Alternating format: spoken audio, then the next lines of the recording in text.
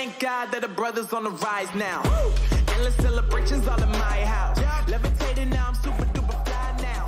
What's up, guys, and welcome to FPL Today. I'm the man in the know, JNO, and welcome to the eye test for Game Week 16, which is going to be something a little bit different. But before we get into this video, we are going to talk about Fan Team and their World Championship of Fantasy Football. Yes, starting from Game Week 20, they have a 2-round competition of World Championship of Fantasy Football where €30,000 is on the line. Now, the buy-in for this tournament is €1,050, which is an incredible amount. I am not going to be entering with that much. However, there are ways for you to qualify for this tournament without spending a ridiculous amount of money. And that is through, as you can see here at the bottom of the screen, for the 7th of December, Premier League full round direct satellite to the World Championship of Fantasy Football final, which you can enter for €11, a much more friendly price. If you qualify through this, you will get entry into the World Championship of Fantasy Football for some incredible prizes. If you manage to get first in the World Championship of Fantasy Football, you will be starting your new year with €30,000.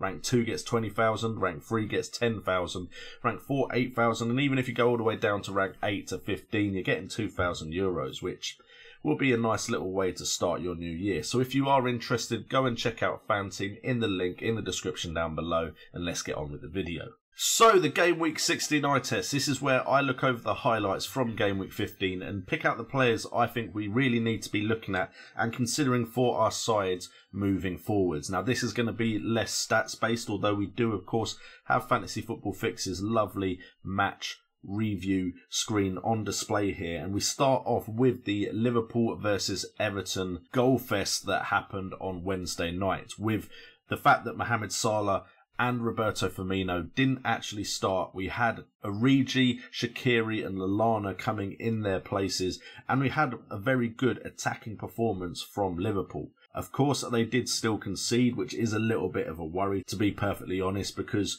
we've been waiting for those Liverpool clean sheets, but Trent Alexander-Arnold's passing was on full display with the assist for Sadio Mane's goal, as well as a cross-field ball to Sadio Mane, which allowed Shaqiri to get his goal in this game.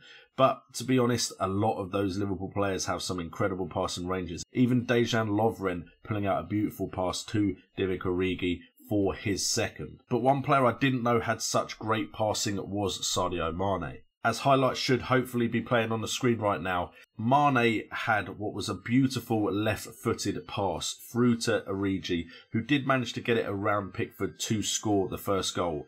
It was a pass I personally didn't expect from someone like Sadio Mane, and was just an incredible display of his ability on both feet as well as his passing range, whereas we're mainly looking at him for goals.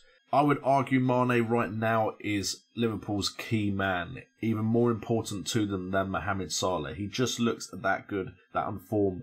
He's on the ascendancy, whereas I think we're looking at Salah. He had a great season at Liverpool, don't get me wrong, but he seems to be slightly on the decline as far as his importance in that Liverpool side goes. He also seems less injury prone than both Salah and Roberto Firmino. So for me personally, although I'm not tripling up on Liverpool despite their favourable fixtures, because Game Week 18 is around the corner where they do blank, I cannot have Sadio Mane not in my side now. I think he may be one of those players that now he's been brought in is a season-long keeper.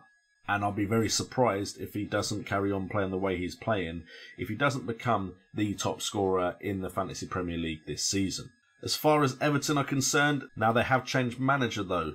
It has been confirmed Marcus Rashford has left. I think Duncan Ferguson has taken the hot seat for now.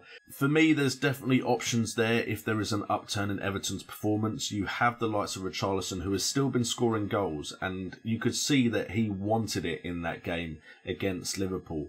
Also, you have the likes of Digne, who we all know what he is capable of, so we have been waiting for him to really showcase his attacking potential with his great chance creation, but also his ability to score goals in games as well. The likes of Iwobi and Keane still waiting to see them realise their potential at Everton, which could be great for us. And Sigurdsson has always been an FPL shout.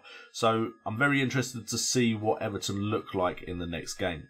We move on to Man United versus Spurs, and to be fair, I thought Spurs might nick a win in this one, but it was Man United with Solskjaer having a tendency to be able to get a performance out of his side against big opposition, who picked up the win 2-1 with Marcus Rashford scoring 2 goals and Dele Alli scoring 1.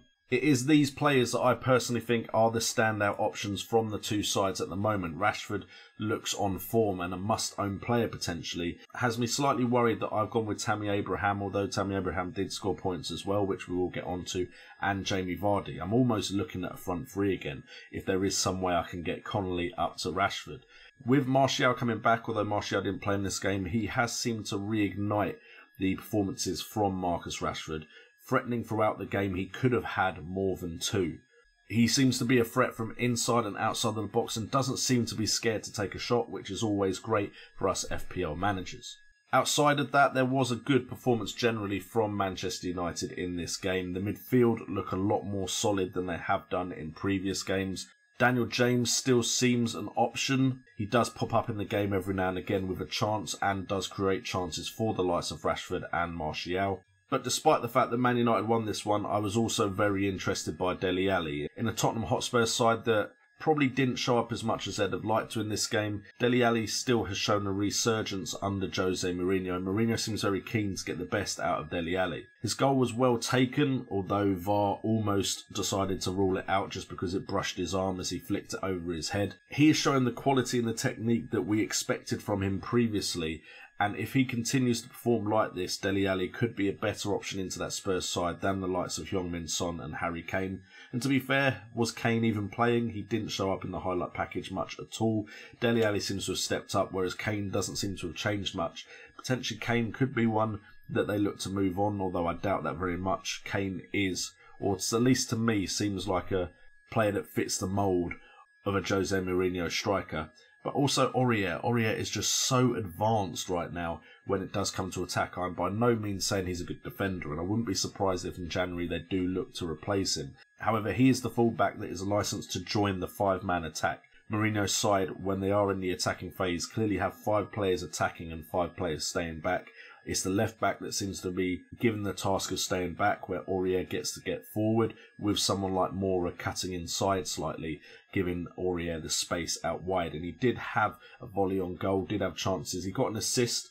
I'm a bit iffy about that assist, considering how much Dele Alli had to do after the ball had rebounded out away from the goal. But Aurier does look like a good attacking option, and if Spurs do keep clean sheets, he could also be one that gets a goal or an assist in that game. We move on to Leicester versus Watford, and I think a lot of us were expecting a big win here for Leicester against a managerless Watford. However, it was only a 2-0 win. There was a very late goal for James Maddison in the 95th minute, assisted by James Justin, who I didn't know existed, to be fair. But Jamie Vardy also managed to get a goal from a penalty, which Johnny Evans won. Also got booked for what should have been a penalty earlier on in the game, which is unfortunate because then he could have got 2 goals and maybe hurt us less that captain Vardy over Mane. Harvey Barnes is a player that right now is being very difficult for me to judge because he's passing the eye test as far as his performances. He looks dangerous, he seems to be confident on the ball and is getting chances. He just isn't very clinical when it comes to finishing, which is very, very disappointing.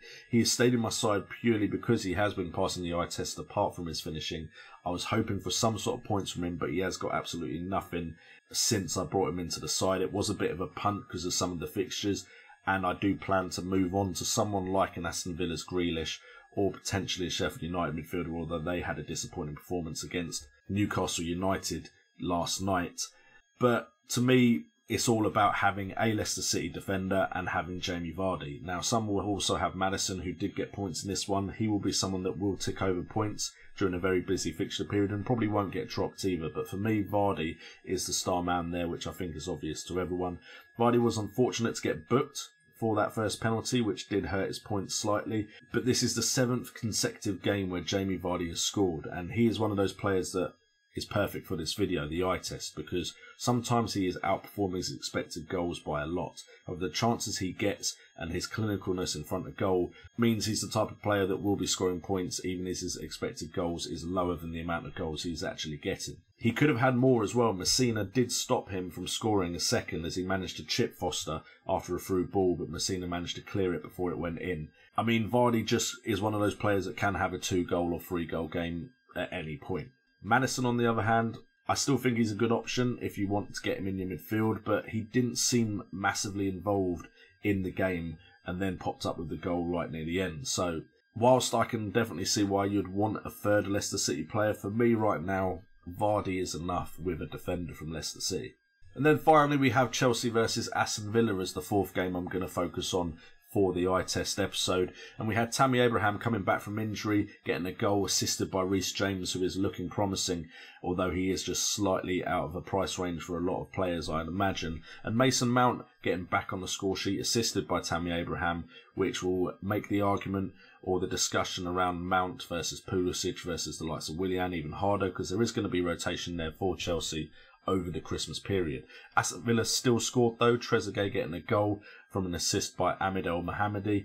And to be fair, Aston Villa look like a side that can definitely score goals against pretty much everyone, which is very interesting as their fixtures do get easier from game week 18 onwards. Pulisic was my player in this game as well as Tammy Abraham, and he looked very threatening early on, which is concerning because that's 2 games in a row where he's looked really threatening and not scored. And this is coming from me, who after he scored that perfect hat-trick, I was the one saying that hat-trick looked a bit lucky to me and looked like he benefited from some deflections and some luck.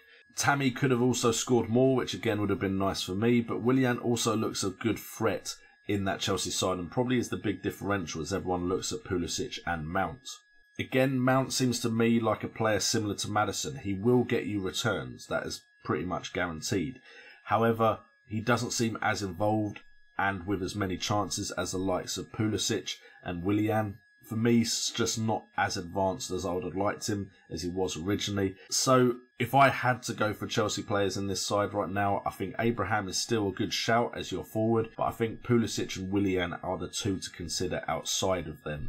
Now, of course, Mount could prove me wrong. His finish in the game was very, very good, but he just doesn't seem involved enough where if he doesn't score that 1 chance or 2 chances he gets, that he's going to keep getting chances and is likely to keep scoring in game after game. Anyway guys, hopefully you have enjoyed this episode of the eye test. It's something that I want to do a little bit differently, where I talk a little bit less about the stats and talk a little bit more about the actual performances that I see on my TV screen. If you have enjoyed this video, please do hit that like button, subscribe and hit that notification bell so you stay tuned with FPL Today content. We're going to ramp up the content because I'm feeling good right now, especially with my rank improving as game week after game week goes on. Also, do go and check out Fan Team, who have sponsored this video. Thank you to them, and thank you to you guys for getting me a sponsor like Fan Team, because it does help the channel out so much. If you do want to support the channel, do go and check out Fan Team. You don't even have to try and get entry to that World Championship of Fantasy Football. You can just play weekly on there